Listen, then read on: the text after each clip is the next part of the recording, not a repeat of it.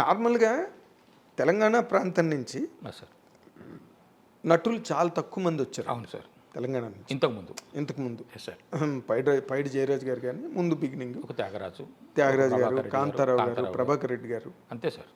అంతే అంతే అంతే ఆర్ నాగేశ్వరరావు కూడా ఇక్కడ అయినా కదా? కాదనుకుంటా సార్. కాదా? అయితే ఆంధ్ర నుంచి ఎక్కువ తెనాలి, విజయవాడ సార్ ఇండస్ట్రీ అది ఏమండి? అది ఎందుకు అట్లా జరిగిందంటారు? మీకేమైనా అనిపించిందా అన్నాళ్ళ స్టడీలో? నాకేమనిపిస్తుంది అంటే సార్, ఈ ఆంధ్ర వాళ్ళు ఎక్కువ ఉండడం, తెలంగాణ వాళ్ళు తక్కువ ఉండడం అనేది పాయింట్ దానికి కారణం ఏంటంటే, ఈ ఆంధ్ర ప్రాంతంలో ఈ సినిమా అనేది వాళ్ళ వ్యాపకంలో కూడా ఒక భాగం, దాన్ని ఒక వృత్తిగా కూడా స్వీకరించేటటువంటి తత్వం. పైగా అక్కడ నాటకాలు, పౌరాణిక నాటకాలు, చారిత్రక నాటకాలు ఇవి వేయడం పరిపాటి. మంచి మాట. పరిపాటి తెలంగాణలో అది లేదు. కాబట్టి దాని మీద ఎవరికి ధ్యాస లేదు, దాని మీద ఎవరికి దృష్టి లేదు. ఆ రంగాన్ని మనం వృత్తిగా ఎంచుకుందాం అనేటువంటి థాటే మాకు రాదు సార్. తెలంగాణలో జీరో. నా విషయానికి వస్తే మరి ఇక్కడ ఎన్ని సినిమాలు ఆడతాయి? తెలంగాణ పెద్ద కోట, లార్జ్ టెరిటరీ.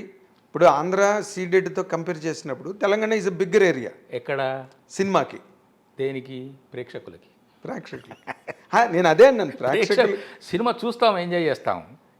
సినిమా చూస్తాం, సినిమా చేస్తాం కాదు. ఓకే, సినిమా చూస్తాం, ఎంజాయ్ చేస్తాం. కానీ ఆ చూస్తాంకి చేస్తాంకి ఎందుకు మధ్యలో కనెక్షన్ రాలేదు? ఇదే చెప్పాను సార్. మాకు ఈ నాటకాలు, ఈ పద్య నాటకాలు, పౌరాణిక నాటకాలు, సాంఘిక నాటకాలు, సినిమా ఒక నాటకం వేయడం అనేది మా దగ్గర అంతగా లేదు. దీనికి ఒక తెగ ఉన్నా సార్. భాగవతులని, దాసరోళ్ళని, ఇవి కొంతమంది వాళ్ళకు వృత్తి అది.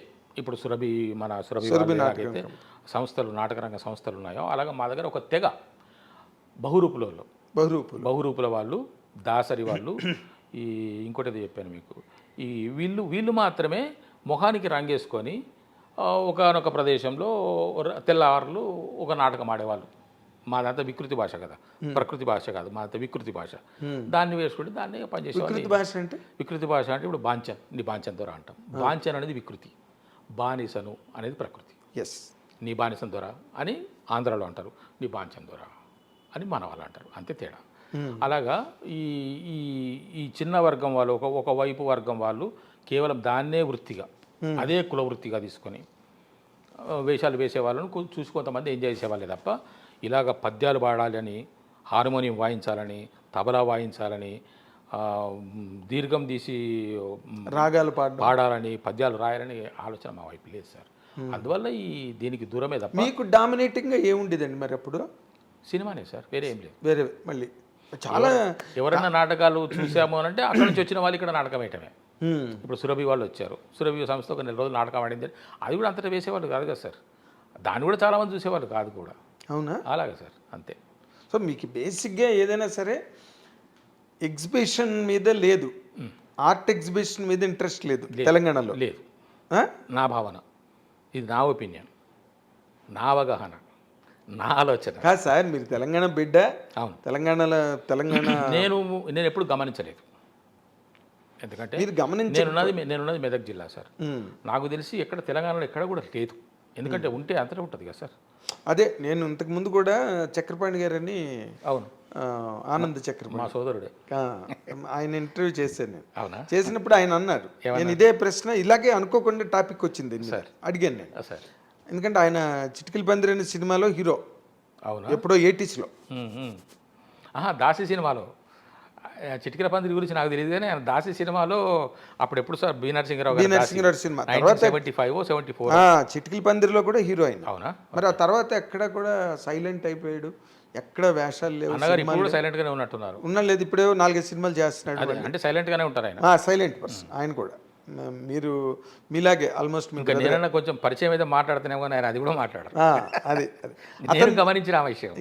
అతను నేను అడిగా ఇదే మాట. అడిగితే ఆయన ఏమన్నాడంటే, మాకు అసలు ముందు తిండి లేదు, ప్రాణభయం, వీటన్నిటిని మించి మేమంటే చిన్నచూపు. ఎక్కడ చిన్న చూపు? సినిమా పరిశ్రమలో. అది సినిమా పరిశ్రమకు సంబంధించి మాకు అసలు బేసిక్లోనే ఆర్ట్ను పోషించేంత ఓపిక, స్తోమత మాకు లేవు తెలంగాణ నేపథ్యంలో కళాకారులు అనబడే వాళ్ళు బహురూపుల వాళ్ళు, దాసరి వాళ్ళు, ఈ భాగవతులు వేసే వాళ్ళే తప్ప దాన్ని అది అది మాస్గానే ఒక చిన్న తెర కట్టుకొని ఈ పక్క ఉండదు, ఇంకేముండదు. కిందికి దిగి వేషం వేసుకొని చీర చుట్టుకొని రావడమే, మళ్ళీ మార్చేసి ధోతి కట్టుకొని రావడమే తప్ప ఇంకా వేరే ఏముండదు. ఆ ఉప్పుసుపక్క ఉండే ఫ్రెండ్లీ టీం ఉంటుంది. ఇప్పుడు మీరు, నేను, ఇంకో నలుగురు ఫ్రెండ్స్ ఉన్నామంటే నేను తాళాలు కొట్టడం, ఒకటి తబలా కొట్టడం, ఒకటి హార్మోనియం వాయించడం, ఒకటి పాట పాడడం, ఇంతే తప్ప ఇంకా అది కూడా టైంపాస్కే, కొద్దిపాటి టైంపాస్కే తప్ప ఇంకా వేరే ఏం లేదు సార్. మా దగ్గర దాన్ని ఏమంటారంటే టేస్ట్ లేకపోవడం కాదు, టేస్ట్ ఉన్నది. టేస్ట్ లేకపోతే సినిమా ఎందుకు చూస్తాం సార్? యావతం చూస్తాం సినిమా, నేను అదే ఆబగా చూస్తాం సినిమా. మరి ఏంటి అంత పెద్ద పెద్ద హిట్లన్నీ తెలంగాణ నైజాం. నాకు తెలిసిన విషయం సార్, భగవంత్ కేసరి సినిమా కూడా తెలంగాణ ఏరియాలోనే మంచి డబ్బులు రాబట్టుకున్నది అని చెప్పేసి అని విన్నాను నేను. అంటే comparatively other areas comparison cinema చూస్తారు సార్. మా వాళ్ళు సినిమా నచ్చింది అని అంటే వేసేస్తారు 100 రోజులు, డౌటే లేదు. అవును, అసలు చిరంజీవి గారి క్వార్టరీ అంతా నైజంలోనే ఉంది. ఇంకోటి ఆంధ్రాలో దాని యొక్క బేరీజ్ వేస్తారు ఆంధ్ర ప్రేక్షకులు, రివ్యూలు చూస్తారు, సినిమాను గురించి కొత్త దాన్ని ఏమంటారు విశ్లేషిస్తారు. మా దగ్గర అలాగే ఉండదు. ఆ విశ్లేషణ, ఆ బేరీజులు అవి ఉండవు. చిరంజీవి గారి సినిమా వచ్చింది చూద్దాం, బాలకృష్ణ గారి సినిమా వచ్చింది చూద్దాం, రాజేంద్ర ప్రసాద్ గారి సినిమా వచ్చింది ఇంతే తప్ప అంత పెద్ద తేడాలు కూడా అభిమాన సంఘాలు అవి కూడా పెద్ద మా వైపు అంత పెద్దగా ఉండవు. ఏ అభిమానం ఉన్నా మా లోపల మేమే దాచుకుంటాం సార్. ఎక్స్ప్రెస్ కూడా పెద్దగా చేయం సార్. ఈ అంటే నేను ఇప్పుడు ఈ మధ్య నేను ఆంధ్ర ఏరియాలో ఎక్కువ తిరుగుతున్నాను షూటింగ్ల పరంగా, కొన్ని టూర్ల పరంగా. అక్కడ కటౌట్లు, ఫ్లెక్సీలు చిన్న చిన్న పల్లెల్లో బస్సు తిరిగదు సార్. అక్కడ బస్సు తిరగడానికి కష్టము. దగ్గర పెద్ద కటౌట్ ఉంటుంది, ఇక్కడ పెద్ద కటౌట్ ఉంటుంది, రెండు ఆపోజిటే, మళ్ళీ ఒకటే పల్లెలో ఒకటే గూడెంలో. మా దగ్గర అట్లేదు. ఆ కటౌట్లు మేము చిన్నగా ఒక తడక మీద వేసే పోస్టర్కే పరిమితం. 8 షీటో 4 షీటో పోస్టర్ మహా గొప్ప అయిపోతుంది మా దగ్గర, అంతే సార్. 24 షీట్ ఉండదు మీకు? అబ్బే 24 షీట్ అనేది లేదు. అది ఎక్కడో సినిమా థియేటర్ దగ్గర వేస్తాడేమో కానీ ఈ బయట ఎక్కడ ఉండదు అది. అదే మా దగ్గర ఇంత పెద్ద హడావుడి ఉండదు సార్. సినిమా చూడటం ఖాయము. కానీ ఇటీవల రోజుల్లో బాగా పెరిగిందండి. ఎందుకంటే తెలంగాణ నుంచి మంచి మంచి డైరెక్టర్లు వచ్చినారు.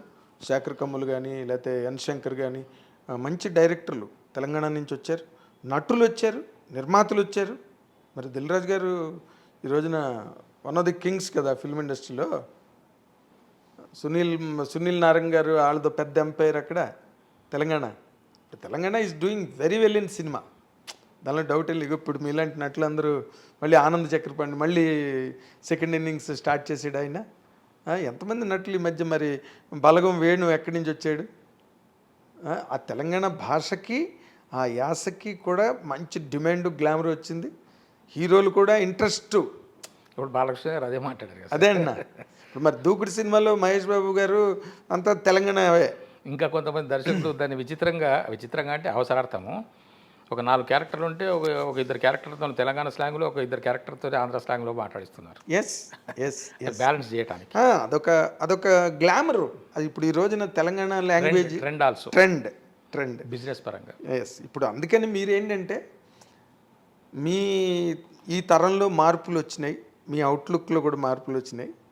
అంటే ఇంత లేట్ అన్నమాట ఇక్కడ. అవును సార్, 27 ఏళ్ళు లేట్ అయింది సినిమా మీ కెరీర్ పరంగా. 27 ఏళ్ళ 4 నెలలు లేట్ అయింది. నేను నా కోరికను నా డిగ్రీ అయిపోయిన వెంటనే అనుకున్నాను సార్, స్థిరపడక ముందు, నా పెళ్ళి అవ్వక ముందు. డిగ్రీ అయిపోయింది, వాట్ టు డూ నెక్స్ట్ అనే దగ్గర. అంటే మా నాన్నగారు నన్ను పోస్ట్ గ్రాడ్యుయేషన్ చేయిస్తారనేటువంటి చేసే పరిస్థితులు లేకుండే. నేను BA అయిపోయిన తర్వాత వెంటనే నేను MA కోసం ఎంట్రన్స్ టెస్ట్ రాశాను. సీట్ వచ్చింది నాకు. అది హైదరాబాద్ వచ్చి చదువుకోవాలి. ఆయన పంపించే పరిస్థితులు లేరు. నేను కూడా ఇంకా అడగాలని నేను కూడా అనుకోలేదు. ఆ దశలో ఏం చేశానంటే, సినిమా నటుడు అవ్వడం అనేది నాకు కాదు, నా వల్ల కాదు. నేను మద్రాసు వెళ్ళి సినిమాలో ట్రై చేసుకోవడం. అప్పుడు నా వయసు అయితే సార్ 21 అంతే. డిగ్రీ అంటే 21 అండ్ 20.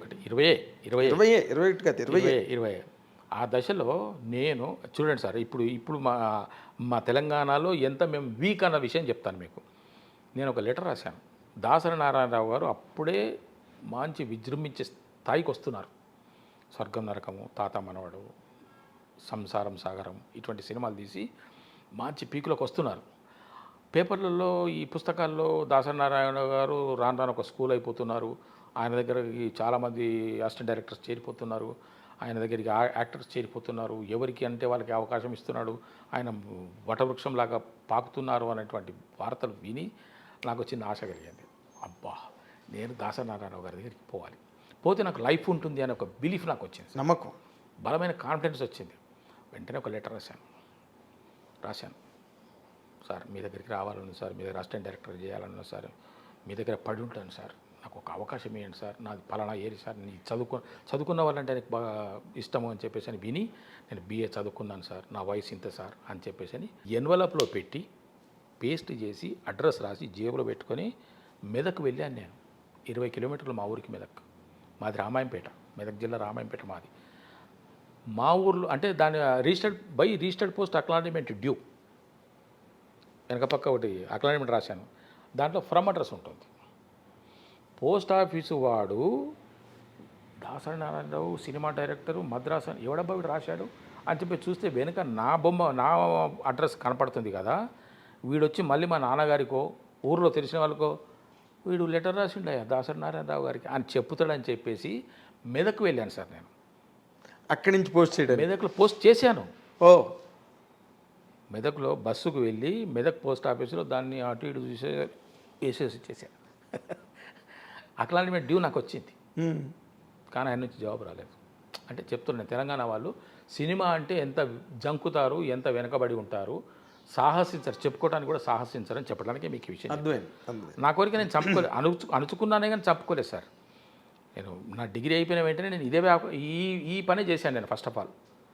ఆ తర్వాతనే నేను మళ్ళీ ఒక వ్యాపారం చేయటము, ఆ తర్వాత ఉద్యోగంలోకి పోవటము, ఆ తర్వాత ఇప్పుడు జరిగింది అంతా చేశాను. నేను అప్పుడు ప్రయత్నం చేశాను.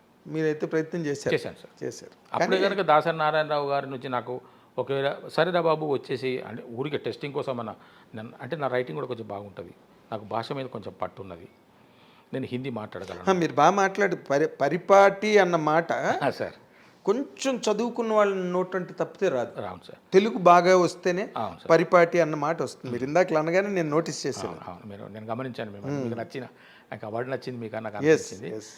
దాసనారాయణరావు గారి నుంచి కనుక నాకు ఆ రోజున కబురు కనుక వచ్చి ఉన్నట్టయితే నాకు కూడా ఒక దాదాపు 45-50 సంవత్సరాల కెరీర్ ఉండేది. ఎందుకంటే నేను స్థిరపడిపోయి ఉండేవాడిని. నేను డెఫినెట్గా ఆయన ఆకట్టుకునేవాడిని, నేను ఆయనకు నచ్చేవాడిని. ఎందుకంటే నేను కష్టపడి పనిచేస్తాను, నిజాయితీగా పనిచేస్తాను, మాట తప్పకుండా పనిచేస్తాను, అబద్ధాలు మోసాలు ఇవి నా అసలు దగ్గరికి రానివ్వను సార్. నేను I'm very far away for those. అదే నాకు అవసరమే లేదనిపిస్తుంది. అలాగే నేను అంటే నా భావన ఇది. ఒకవేళ నాకు కనుక సార్ అటు నుంచి నాకు కబురు చేసి ఉన్నట్టయితే నేను వెళ్తే డెఫినెట్గా ఇప్పుడు కనుక కొంతమంది ఆయన ఆశ్రయం పొంది ఆయనకు ఇప్పటికీ మా గురువుగారు అని చెప్పుకునే కొంతమంది పెద్ద మనుషులు డైరెక్టర్స్ కానీ ఉన్నారు కదా, నేను కూడా వాళ్ళతో పాటు ఉండేవాడినేమో. అదేలేండి, ఒక ఎగ్జాంప్షన్. నాకు నమ్మకం సార్. ఎందుకంటే నేను ఎక్కడ వెళ్ళినా కూడా నేను ఎక్కడికి వెళ్ళినా కూడా నేను ఎక్కడ ఏ పని చేసినా కూడా నాకన్నా నా సర్వీసెస్ తీసుకునే వాళ్ళు నన్ను ఎప్పుడు వదిలే ప్రసక్తి ఉండదు. ఎందుకంటే వాళ్ళకు నన్ను మించినటువంటి నమ్మకస్తుడు, ఒక రైట్ హ్యాండ్ బిలీఫ్. నాకు ఏదైనా పని అప్పగించారు అని అంటే నిశ్చింతగా ఉండొచ్చు సార్, నిశ్చింతగా ఉండొచ్చు. 5 గంటల లోపల నువ్వు పని చేసుకురామంటే 4:55కి మీ దగ్గరికి వచ్చేస్తాను సార్, కంప్లీటెడ్ అంటే అంతటి. నేను ఇంకా నాకు వేరే పని ఉండదు సార్, వేరే ఆలోచన ఉండదు. కాబట్టి మీరు అన్నాళ్ళు అంత మంచి పేరు తెచ్చుకుని అంతే సార్, ఉద్యోగంలో ఉండగా నాకు వేరే రేపటి గురించి నాకు ఏం ఆశలు లేవు సార్. భగవంతుడు ఇచ్చిన పిల్లలు అందరూ అందరి ఇప్పుడు ఒకటి సార్, పిల్లల విషయంలో కూడా చెప్పాలి అని అంటే ఎవరి బ్రతుకు వాళ్ళు బ్రతకాలన్నది నా పాయింట్ సార్. ఎవరి ఆలోచన మేరకు వాళ్ళు బ్రతకాలి, ఎవరి జీవితం వాళ్ళు చూసుకోవాలి, ఎవరి జీవితం వాళ్ళ చేతుల్లోనే ఉన్నది. మనం ఉన్నంతకాలం మనం చూసుకుంటామే, మనం పైన ఎవరు చూస్తారు సార్. కాబట్టి ఎవరి బ్రతుకులు వాళ్ళు బ్రతకాలనేది నా ఆలోచన. మరి వాళ్ళు చదువులు గట్ట అన్నీ పూర్తయ్యాయా? అన్నీ పూర్తయిపోయినాయి. ఎవరి ఆలోచన మేరకు, ఎవరి సంతోషం మేరకు వాళ్ళు పనిచేసుకుంటున్నారు, whether it is good or bad. అంటే ఇప్పుడు ఎవరి ఆలోచన మేరకు వాళ్ళు బ్రతుకుతారు సార్. అదేలేండి, వాళ్ళకి నచ్చింది మీకు నచ్చాలని లేదు, మీకు నచ్చింది వాళ్ళు చేయాలని లేదు. కాబట్టి వాళ్ళ ఇష్టం మేరకు, వాళ్ళ కోరిక మేరకు, వాళ్ళ ఆలోచన మేరకు వాళ్ళు బ్రతుకుతున్నారు. నా ఆలోచన మేరకు, నా దారి మేరకు నేను చూసుకుంటున్నాను. మీరు బతుకుతున్నారు. అంతే సార్. Very good. ఇప్పుడు నెక్స్ట్ సినిమాలు ఏంటి సైన్ చేశారు? నెక్స్ట్ పెద్ద సినిమాలు ఏం చేయబోతున్నారు? పెద్ద సినిమాలు 2 సినిమాలు అడిగారు సార్. పుష్ప సినిమా చేస్తున్నాను సార్. పుష్ప 2 చేస్తున్నాను సార్. డీజే టిల్లులో same character, father character continue అవుతున్నది. Digital 2. Yes sir. Vijay Deverakonda గారి సినిమా ఒకటి, గౌతమ్ తిన్ననూరు గారి డైరెక్షన్లో ఒక సినిమా చేశాను, నా క్యారెక్టర్ అయిపోయింది. ఇవి ప్రస్తుతానికి ఉన్న 3 పెద్ద సినిమాలు సార్. మిగతా చిన్న సినిమాలు ఒక 5-6 ఉన్నాయి సార్, చేస్తున్నాను. Very nice. సో మీరు మీ కోరిక ఇన్నాళ్ళ తర్వాత 27 ఏళ్ళు 4 నెలలు దాచుకున్న మీ కోరికని ఆ మాట కోసం అయితే 27 ఏళ్ళు కూడా కాదు, నేను నా ఊహ తెలిసినప్పటి నుంచి అదే మరి అంటే బిఏ అట్లీస్ట్ బిఏ అయిపోయిన దగ్గర నుంచి మేము గనక ఒక మాదిరి గడిచే ఒక మాదిరిగా కూడా గడుపుకునే అవకాశం ఉన్న కుటుంబమే కనుక అయ్యి ఉంటే నేను మా నాన్నగారితో చెప్పి ఉండేవాడినేమో. మేము నాయన అని అంటాం మామూలుగా, ఆయన నేను సినిమాల్లోకి వెద్దామని అనుకుంటున్నాను చెప్పేవాడినేమో. మా పరిస్థితి బాగాలేదు కాబట్టి అది చెప్పలేక కరెక్ట్ కాదు కాబట్టి. కానీ గుడ్ సన్, నేను ఇంటికి పెద్దవాడిని కాబట్టి అదే ఇది చూసి నేర్చుకోవాల్సిన మాట ఇది. ఎందుకంటే ఫాదర్ తాలూకా పరిస్థితిని అర్థం చేసుకుని ఒక ఎల్డర్ సన్గా మీరు దాన్ని, ఆ బాధ్యతను మీరు స్వీకరించి మీరు ఆ విధంగా నిలబడడం అన్నది చాలా గ్రేటెస్ట్ హ్యూమన్ క్వాలిటీ అండి. Thank you sir. Greatest human quality. Really నేను ఆ విషయంలో మిమ్మల్ని నేను చాలా అభినందిస్తున్నా. మీరు కళ్ళ నీళ్ళు పెట్టుకుంటున్నారు కానీ నో మీరు గర్వపడాల్సిన క్షణం ఇది, కళ్ళ నీళ్ళు పెట్టుకోవాల్సిన క్షణం కాదు. ఎందుకంటే ఆ వయసులో మీకు అంత కమిట్మెంటు, తండ్రి మీద అంత ప్రేమ, అభిమానం సార్ అసలు ఎంతమందికి ఉంటుందండి. పైగా మీదేమి ఆ ఏరియా ఏమి అంత పెద్ద ఎడ్యుకేటెడ్, అంత గొప్ప ప్రోగ్రెసివ్, అంత గొప్ప ఇవాల్వ్ అయిన సొసైటీ కాదు అది. మా తల్లిదండ్రి మమ్మల్ని చాలా కష్టపడి పోషించారు సార్. అది ఆ తల్లిదండ్రుల కష్టాన్ని గుండెల్లో దాచుకున్నారు చూసారా, అదే మీలోని గొప్ప క్వాలిటీ, అదే గొప్ప క్వాలిటీ. ఇది దాన్ని మించిన అచీవ్మెంట్ కానీ దాన్ని మించిన ఘనత, సార్థకత అన్నవి మరి ఇంకెక్కడ ఉండవు సార్. Really hats off. నేను చప్పట్లు కొడుతున్నా మా స్టూడియో తరఫున. ఎందుకంటే తల్లిదండ్రుల ఎడల దయలేని పుత్రుండు పుట్టనేల గిట్టనేల, పుట్టలోని చదులు పుట్టవా గిట్టవా విశ్వదాభిరామ వినరుమేమో అని ఎన్ని శతాబ్దాల క్రితం చెప్పాడు వేమన. అంతే సార్ కదా, అటువంటి కొడుకు ఉండేం రావు సార్. అది మీలాంటి కొడుకు ఉండాలి. Thank you sir. Very nice. నేను చాలా హ్యాపీగా ఉంది సార్ మీ కెరీర్ గ్రాఫ్ అవి చూసి. ముఖ్యంగా మీలో ఉన్న commitment towards parents and household, ఇంటి పట్ల మీకున్న నిజాయితీ సార్, దట్స్ ఇట్. అది ఫెంటాస్టిక్. మీరు నటుడిగా ఈ రోజున అందరి చేత గౌరవించబడుతున్నారు. You have your own dignity. అందరూ మిమ్మల్ని చాలా గౌరవించడం నేను చాలా చోట్ల చూశాను. And you're respectable man all the while. ఇప్పుడు ఇది విన్న తర్వాత ఇంకా చాలామంది మిమ్మల్ని గౌరవించడం ప్రారంభిస్తారు. ఎందుకంటే చాలామంది చేయలేని పని అది. నాన్న నీ సావు నువ్వు సావు అని చెప్పి అక్కడ కాడెత్తి పడేసి వెళ్ళిపోతే. సో మీ ఫాదర్ వాళ్ళు మీరు ఉద్యోగంలోకి వచ్చిన తర్వాత వాళ్ళు హ్యాపీగా ఉన్నారు?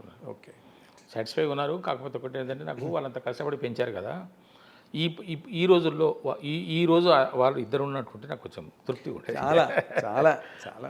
మీరు ఎక్కడే ఉండేవారు సైకలాజికల్గా. పోనీ ఎక్కడున్నా మీ తాలూకు సక్సెస్ని చూస్తారు. మీ కన్నీళ్ళు కూడా వాళ్ళు చూసి ఉంటారు 100%. సార్ ఈ కన్నీటికి విలువ ఉందని సార్ ఎవరో రాశారు. ఈ కన్నీటికి ఇక్కడ విలువ ఉందని. అలాగా ఆ కన్నీటికి విలువ ఉంది సార్. కళాకారుడికి కావాల్సిన కన్నీళ్ళు అవి. గుడ్. కన్నీరు నించగలిగేవాడే నిజమైన కళాకారుడు అని కూడా ఎక్కడో నేను శ్రీశ్రీ గారు రాసింది చదివా. అంటే నేను ఎప్పుడూ ఒకటి భావిస్తుంటాను సార్,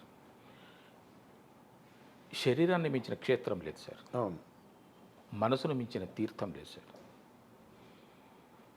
అంతరాత్మను మించిన గురువు లేడు. జీవితాన్ని మించిన గ్రంథం లేదు. అనుభవాన్ని మించిన పాఠం లేదు సార్. ఇవి ఎప్పుడు నేను ఈ 5 నేను ఎప్పుడు మనసులో పెట్టుకుంటాను. జీవితం క్షణకాలం, క్షణభంగురం, ఏ నిమిషానికి ఏం జరుగుతుందో తెలియదు. అందుకే నేను మీరనే ఈ సక్సెస్ కావచ్చు, మీరనే ఈ స్టేజ్ కావచ్చు, నేను కోరుకున్నదే కానీ భగవంతుడు నన్ను అనుగ్రహించి నాకు ఈ విధంగా ఇచ్చాడు అని అనుకున్నాను. కోరుకున్నవన్నీ సఫలం కావు సార్. కోరికలు మనకు చాలా ఉంటాయి, అన్నీ సఫలీకృతం కావు. కానీ నా పట్ల నిజమైనవి, అది కూడా చరమాంకంలో అని నేను అనుకుంటాను. ఎందుకంటే ఈ వయసులో నేను ఇంకెంతకాలం ఆఖరి రీల్ చల్లరా అట్లా. అందుకే నేను బోనస్లో బ్రతుకుతున్నాను. కాబట్టి నాకు వేషాలు అడగకూడదని కాదు సార్,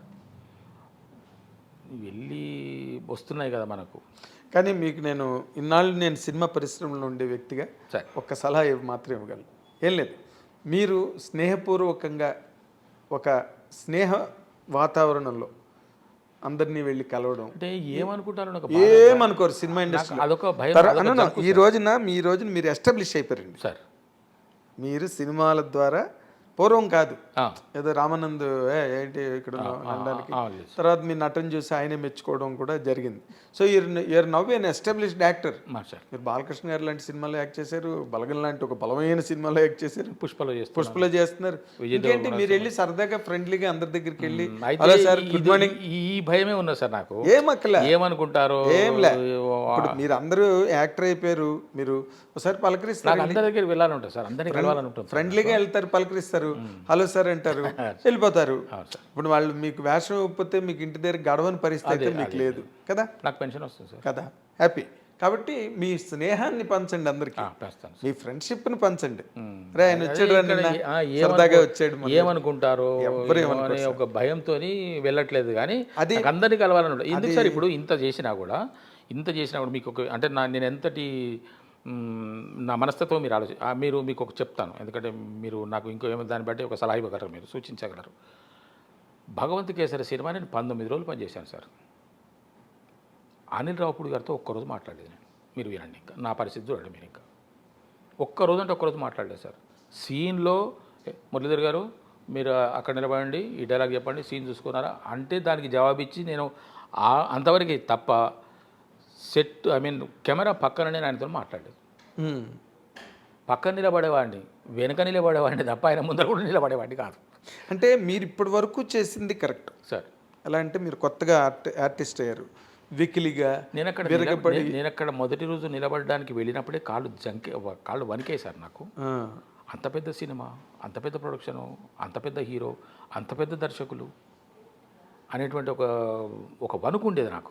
అదేలేండి. అందువల్ల నేను 19 రోజులు పనిచేసిన 19వ రోజు కూడా ఈవెన్ ఎందుకు సార్ ఇప్పుడు కూడా సినిమా రిలీజ్ అయిన తర్వాత బాలకృష్ణ గారితో మనకు మాటమంతి అయినా, అనిల్రావుపూడి గారితో నేను 2 రోజులు టూర్కు వెళ్ళి వచ్చినా ఇప్పటికీ నేను ఆయన ముందర కూడా వెళ్తలేను. అది ఒక్కొక్కసారి సార్ ఇప్పుడు ఈ స్టేజ్ నుంచి మీరు అలా ఉంటే ఇతనికి బాగా పొగరు అనుకునే అవకాశం కూడా ఉంది. అది జాగ్రత్త పడండి. ఎందుకంటే ఇప్పుడు మీరు ఎస్టాబ్లిష్ అయ్యారు, 19 రోజులు భగవంత్ కేసరిలో యాక్ట్ చేశారంటే మీరు ఎంత యూనిట్కి కానీ టీమ్ మెంబర్స్కి కానీ ఎంత క్లోజ్ అయ్యి ఉంటారు. అవును సార్, అందరికీ. అలాగే సినిమా ద్వారా ఎంతమందికి క్లోజ్ అయ్యి ఉంటారు. అందుకే నేను ఏమంటానంటే ఎన్బీకే అంటే ఇది ఇంతకుముందు కూడా ఒకసారి చెప్పాను, మళ్ళీ చెప్తున్నారు సార్. ఎన్బీకే అంటే నందమూరి బాలకృష్ణ, ఎన్బీకే అంటే నేలకొండ భగవంత్ కేసరి, ఎన్బీకే అంటే నాకు భగవంతుడు ఇచ్చిన కాను. కానీ ఆ సినిమా గురించి నేను చెప్పుకుంటాను సార్. ఫ్యాంటాస్టిక్. లేకుంటే నేను ఆ సినిమాలో చేయడం ఏమిటి అని అనిపిస్తుంది సార్. అందుకే నేను భయపడుతూనే ఉంటాను సార్. ఇది నేను భయంతో వెనుక ఉండటమే తప్ప కలవకుండా ఉన్నాడు అని అనుకోవడానికి దయచేసి నేను ఎవరు అపార్థం చేస్తాను. అందుకనే మీరు మార్చుకోమని చెప్తున్నాను నేను సార్. ఇవాళ నుంచి మీరు మార్చుకోండి. అందరి దగ్గరికి ఫ్రీగా ఉన్నప్పుడు ఒక ఆఫీస్కి వెళ్ళండి, వాళ్ళని పలకరించండి. సార్ మురళీధర్ గౌడ్ సార్ అంటే వాళ్ళు కూడా మిమ్మల్ని చూడగా రెండు మురళీ గారు ఏంటి విశేషాలు అడుగుతారు, ఏం సినిమా చేస్తున్నారు అని అడుగుతారు. ఇగో ఈ సినిమా ఆ సినిమా అని చెప్తారు, ఊరికే ముచ్చట మాటమంతే వెళ్ళిపోతారు, వస్తాను సార్ అని చెప్పి.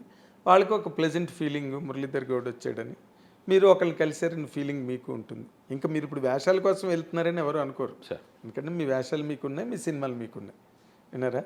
అంచేత ఇక మీదట మీరు ఇంకా బాగా యాక్టివ్ అవ్వాలి, సినిమా ఇండస్ట్రీలో యాక్టివ్ అవ్వాలి, అలాగే సినిమాల్లో తెర మీద కూడా ఇంకా బాగా యాక్టివ్ అవ్వాలని ఐ డ్రీమ్ తరఫున నేను నాగేంద్ర కుమార్ కోరుకుంటున్నాను.